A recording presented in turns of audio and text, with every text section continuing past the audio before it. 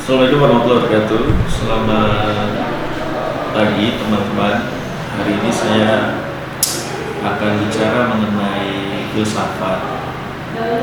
Apa yang mau saya bicarakan adalah mengenai pengertian, definisi, dan cara berpikir filsafat. Filsafat adalah mencintai kebijaksanaan. Bagaimana manusia itu berpikir untuk mencari kebenaran. Filsafat adalah suatu sikap, ya, sikap kita menyikapi hidup kita sehari-hari. Ada beberapa orang yang bilang filsafat tidak bisa diterapkan. Sebenarnya filsafat diterapkan dalam kehidupan sehari-hari karena setiap hari manusia berpikir, bertindak, dan dia harus mempunyai sikap atas kejadian-kejadian yang terjadi pada dirinya sendiri. Misalnya, ketika kita menghadapi musibah, maka kita harus bersikap. Apa yang harus kita lakukan? Soalnya itu sudah masuk dalam artian berfilsafat. Seorang ibu yang tentunya meninggal mungkin karena kecelakaan pesawat, maka dia harus mengatur emosinya, berpikir, menjaga sikapnya untuk menemui orang-orang di sekitarnya, untuk menyelidiki secara kritis kenapa bisa terjadi. Kenapa ketika kita bicara kenapa, bagaimana, sebenarnya itu adalah sebuah filsafat yang tidak kita sadari. Sebenarnya hari-hari kita itu sudah mempunyai banyak masalah yang diperlukan berpikir. Nah, berpikir itulah yang dimaksud dengan filsafat. Filsafat adalah metode berpikir dengan memperhatikan unsur-unsur yang ada yang menjadi pusat pemikiran. Bagaimana kita menemukan kebenaran itu? Dan filsafat adalah sebuah kumpulan persoalan. Ketika kita mempunyai permasalahan, punya problem, itu saatnya kita sudah memulai untuk berpikir. Itulah filsafat. Misalnya, ketika mahasiswa kuliah, maka ada ketentuan untuk mencapai IP atau IPK. Maka mahasiswa itu berpikir bagaimana mendapatkan IP yang tinggi. Itu sudah masuk berfilsafat. Dia sudah bersikap, dia mencari cara untuk mendapatkan nilai tertinggi. Itu sudah mulai proses daripada persoalan yang ada, dan dia harus menyelesaikannya. Nah, ada pertanyaan-pertanyaan yang sering ditanyakan dalam filsafat, misalnya, apakah Tuhan itu ada? Apa itu kebenaran? Apa itu keadilan? Yang selalu dipertanyakan manusia pada saat ini. Dan itulah proses filsafat. Filsafat merupakan sistem pemikiran. Ya, tidak ada kata lain yang namanya manusia harus berpikir. Pemikiran dari siapa? Ya dari kita, ya. Biasanya sistem pemikiran dikembangkan oleh zaman Yunani, yaitu Socrates, Plato, dan Aristoteles. Aristoteles yang bicara mengenai sologisme atau logika, yang sekarang hari ini masih kita gunakan sebagai cara berpikir yang benar.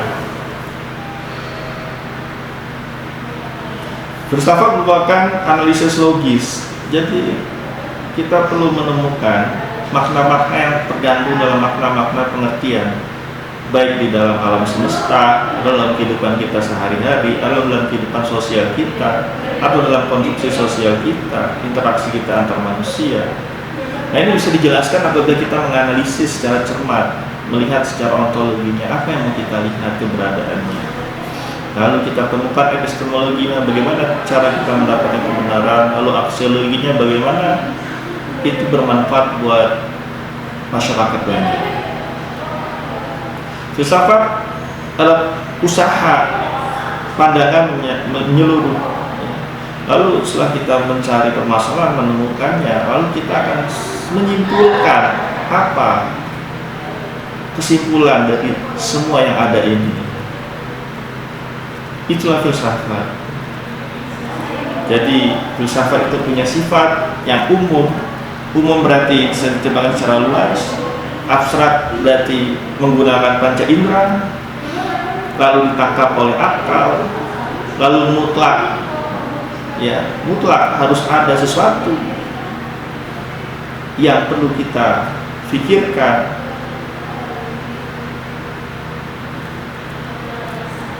Filsafat mempunyai tahapan perenungan. Pertama yang kita renungkan, kita punya masalah atau tidak. Apabila kita tidak menemukan masalah, maka kita belum sampai dalam berfilsafat. Maka perlu kita temukan masalah. Kedua, kita harus meragu-ragukan apa yang ada. Kebenaran yang ada harus kita ragukan. Setelah itu kita uji dengan rasional, dengan akal. Kita buktikan itu benar atau tidak.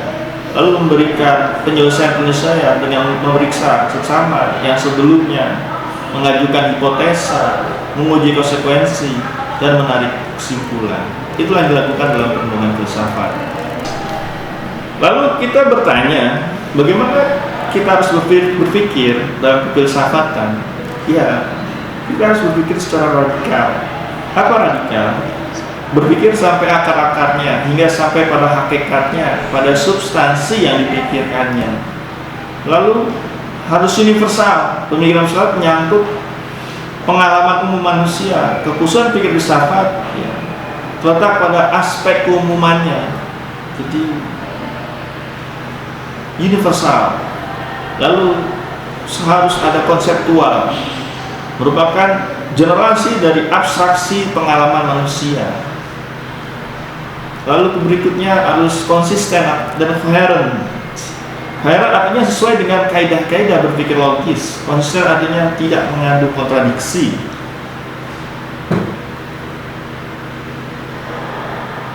Kemudian haruslah sistematik. Pendapat merupakan kurian filsafat itu harus saling berhubungan secara teratur, terkandung, adanya maksud dan tujuannya. Komprehensif artinya mencakup menyeluruh. Berpikir secara kefilsafatan merupakan usaha menjelaskan alam semesta secara keseluruhan. Lalu berpikir bebas sampai batas-batas yang luas. Pemikiran filsafat boleh dikatakan merupakan hasil pemikiran yang bebas dari perasaan-perasaan sosial, historis, dan cultural, dan mungkin dari yang lain-lainnya.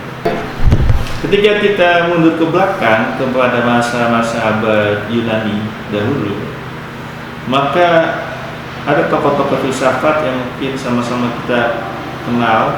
Thales, abad 6 sebelum Masehi, yang memberikan ajaran secara lisan, dimulakan oleh Aristoteles, menciptakan Thales mencari arke, yaitu azas atau prinsip alam semesta yang didalami oleh manusia. Maka menurut Thales, arke adalah alam semesta, yaitu adalah air. Air sebagai azat asali alam semesta, karena semua bahan makanan makhluk hidup memuat zat lembab dan juga benih pada semua makhluk hidup terdapat air. Nah, teori tentang alam semesta ini masih sederhana. Berpikir dengan alam semesta menggunakan rasio. Secara fundamentally, alam semesta bersifat satu, hanya menunjukkan satu prinsip saja. Kemudian kita lihat ada tokoh yang lain, yaitu Heraklius.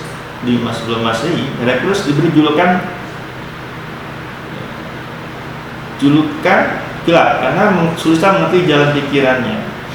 Teorinya yaitu tentang alam semesta merupakan sintesa dari hal-hal yang beroposisi. Ada siang, ada malam, itu adalah sebuah oposisi. Ada sehat, ada sakit, oposisi. Jadi di alam semesta tidak ada sesuatu yang tetap dan mantap, karena selalu berubah. Ketika pagi hari kita lihat matahari, ketika malam matahari tenggelam. Maka diambillah suatu kemantapan bahwasanya yang ada adalah perubahan. Perubahan itu merupakan satu-satunya kemantapan. Itulah yang ditemukan oleh Heraklius. Tidak ada yang tinggal tetap, semuanya mengalir dan berubah. Lalu Parmenides